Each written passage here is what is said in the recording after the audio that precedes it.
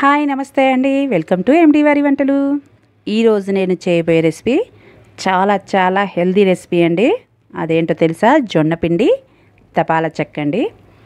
ఇందులో నేను extra ingredient add చేస్తున్నాను. ఓన్లీ జొన్నపిండే కాదు, అది యాడ్ చేసుకోవడం వల్ల టేస్ట్ ఇంకా పెరిగిపోతుంది. అవేంటో చూద్దాం. సో మనం బియ్యం పిండి తపాలా చెక్క ఎలా చేసుకుంటామో సేమ్ అదే విధంగా జొన్నపిండి తపాలా చెక్క అనమాట. దానికోసం నేను ఒక 2 కప్పుల వరకు అయితే జొన్నపిండి తీసుకున్నానండి. దీంట్లో బియ్యం పిండి అని ఇంకా వేరేది ఏమి యాడ్ చేయం. కాకపోతే నేను చెప్పా కదా, ఒక ఇంగ్రీడియంట్ యాడ్ చేస్తాం, దానివల్ల టేస్ట్ పెరుగుతుందండి. అదేంటో తెలుసా? ఇడ్లీ పిండి అండి. ఇది లేకుండా చేయొచ్చు, కానీ ఇది వేసుకోవడం వల్ల టేస్ట్ ఇంకా బాగా పెరిగిపోతుంది. అదేవిధంగా నానబెట్టుకున్న పెసరపప్పు, సన్నగా తరిగి పెట్టుకున్న ఆనియన్స్, అదేవిధంగా మన రుచికి సరిపడిన గ్రీన్ చిల్లీ, సన్నగా తరిగి పెట్టుకున్న కొత్తిమీర, కరివేపాకు. సో ఉల్లిపాయలు మీరు ఎన్ని కావాలంటే అన్ని వేసుకోవచ్చండి. ఎన్ని వేసుకుంటే అంత టేస్ట్ వస్తుంది, చాలా బాగుంటుంది. సో ముందుగా అయితే మనం ఒక మిక్సీ జార్ తీసుకొని ఇందులో గ్రీన్ చిల్లీ, అదేవిధంగా పిండికి సరిపడా, మొత్తానికి సరిపడా, మన రుచికి సరిపడా సాల్ట్ అయితే వేసుకొని మిక్సీ పట్టుకోవాలి. మీకు ఇంకా ఇంట్లో రోలు ఉందనుకోండి, ఉల్లిపాయలు, పచ్చిమిర్చి, జీలకర్ర, ఉప్పు ఇవన్నీ రోట్లో వేసి పచ్చిగా దంచితే ఇంకా చాలా బాగుంటాయి అన్నమాట. సో నాకు అందుబాటులో లేదు కాబట్టి నేను మిక్సీ అయితే పట్టుకున్నాను. ఇప్పుడు జొన్నపిండిలో మనం తీసుకున్న ఇడ్లీ పిండి, కొంచెం జీలకర్ర, ఉప్పు ఆల్రెడీ దీంట్లో వేసేసుకున్నాం కదా, మళ్ళీ ఎక్స్ట్రా యాడ్ చేయాల్సిన అయితే పని లేదు.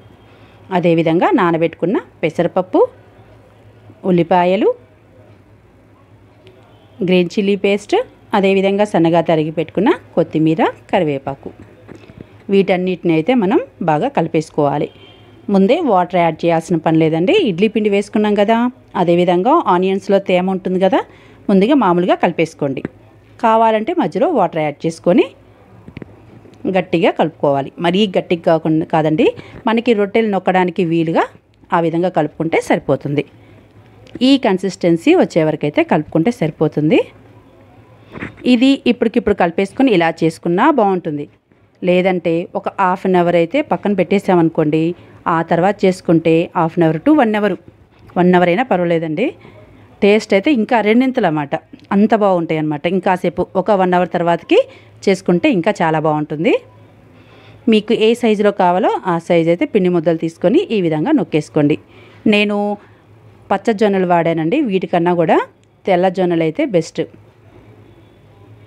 పచ్చ జొన్నలు ఎందుకు వద్దంటానంటే ఇది తొందరగా కండ్ర వస్తుందండి, అది మెయిన్. తెల్ల జొన్న పిండికి అయితే అంత రాదు. జనరల్గా చెప్తాను, నాకు ఇంతవరకు ఎప్పుడు అంటే ఎక్కువసేపు కలిపి ఉంచితే వచ్చిద్దేమో అని చిన్న అనుమానం, అంతే. సో వీటన్నిటిని నేను తపాలా చెక్క అని చెప్పాను కదా, పేరులోనే తపాలా ఉంది కాబట్టి ఒక తపాలా తీసుకోండి.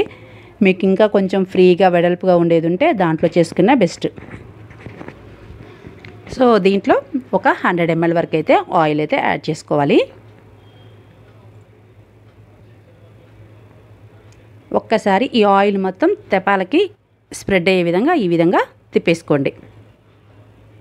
ఎందుకంటే ఇప్పుడు దీంట్లో మనం ఆ రొట్టెలు వేస్తాం కదా, అంటుకోకుండా అంటే కరుసుకోకుండా ఈజీగా తీసేటప్పుడు ఈజీగా మూవ్ అవుతాయి. సో ఆయిల్ అయితే కొంచెం హీట్ ఎక్కితే సరిపోతుందండి, మరీ హెవీగా వద్దు. ఎందుకంటే మనం ఈ తపాలా చెక్కలు అందులో వేసుకునేటప్పుడు నూనె చిందింది అనుకోండి, మళ్ళీ ప్రాబ్లం అయింది కదా. సో ఈ విధంగా తపాలకి అంటి పెట్టేసి ఎన్ని పడతాయో అన్ని అయితే వేసుకోండి. కొత్తగా చేసే వాళ్ళకి అనుకోండి, మరి కొంచెం చిన్న తెపాలు అయితే చెయ్యి ఎక్కడ అంటుకుపోతుందని కొంచెం భయం ఉంటుంది. సో అందుకని నేను కొంచెం ఫ్రీగా వెడల్పుగా ఉండే తపాలు అయితే తీసుకోమని చెప్తున్నాను. ఈ విధంగా వేసాక ఒకసారి నూనె అలా కదిలించండి. వాటన్నిటికీ రొట్టెలు మొత్తానికి స్ప్రెడ్ అవుతుంది కదా, మూత పెట్టేసి అయితే 1 నిమిషం ఉడికిచ్చేసుకుందాం. మధ్యలో ఒకసారి తీసి ఈ విధంగా తిప్పండి. ఆయిల్ అనేది ఈవెన్గా స్ప్రెడ్ అయ్యి అన్నీ కూడా ఈవెన్గా ఉడికిపోతాయి, అంటే ఫ్రై అయిపోతాయి. ఇవి మంచిగా లైట్ గోల్డెన్ కలర్లోకి వచ్చే వరకు అయితే ఉడికించుకుంటే సరిపోతుంది. చూసారా, ఆల్రెడీ అయిపోయాయి. మనకు అర్థమైపోతుంది ఏంటని గోల్డెన్ కలర్లోకి వచ్చాయని. మీకు మంచిగా కరకరలాడు క్రంచీగా రావాలంటే ఈ విధంగా తీసుకోండి.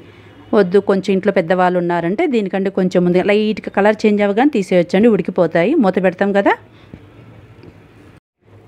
ఇదే విధంగా అన్నిటిని అయితే మనం చేసేసుకోవాలి. సో మీరు కూడా తప్పకుండా ట్రై చేయండి. పిల్లలకి, ఎస్పెషల్లీ పిల్లలకి ఈ జొన్న పిండి, రాగులు ఇవన్నీ ఎలా పెట్టాలని ఆలోచిస్తాం కదా, సజ్జ పిండి అవన్నీ. ఈ విధంగా స్నాక్స్ చేసి పెట్టండి, వాళ్ళు కూడా ఇష్టంగా బాగా తింటారు.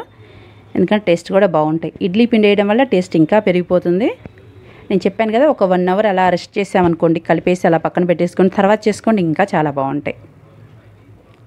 సో మీరు కూడా తప్పకుండా ట్రై చేయండి. నా వీడియో కనుక మీకు నచ్చినట్టయితే ప్లీజ్ లైక్ చేయండి, షేర్ చేయండి, సబ్స్క్రైబ్ టు ఎండి వారి వంటలు.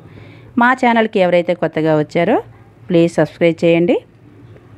చూసారా ఎంత బాగా వచ్చాయో. ఉల్లిపాయలు అయితే మీకు ఎన్ని కావాలంటే అన్నీ అయితే వేసేసుకోవచ్చండి, అంత టేస్ట్గా ఉంటాయి. ఉల్లిపాయలు ఎక్కువ వేసుకునే కొద్దికి రుచి కూడా అంతే బాగుంటాయి. మీరు పెసరపప్పు బదులు పచ్చిశనగపప్పు అయినా వేసుకోవచ్చండి, అదైతే పూర్తిగా ఆప్షనల్. కానీ రెండిట్లో ఏదో ఒకటైతే వేసుకోవాలి. అవి తింటున్నప్పుడు మధ్యలో మధ్యలో తగులుతూ ఉంటే చాలా బాగుంటాయి. అంతే, జొన్నపిండి తపాల చెక్క అయితే రెడీ అయిపోయింది. మరొక కొత్త రెసిపీతో మళ్ళీ కలుద్దాం.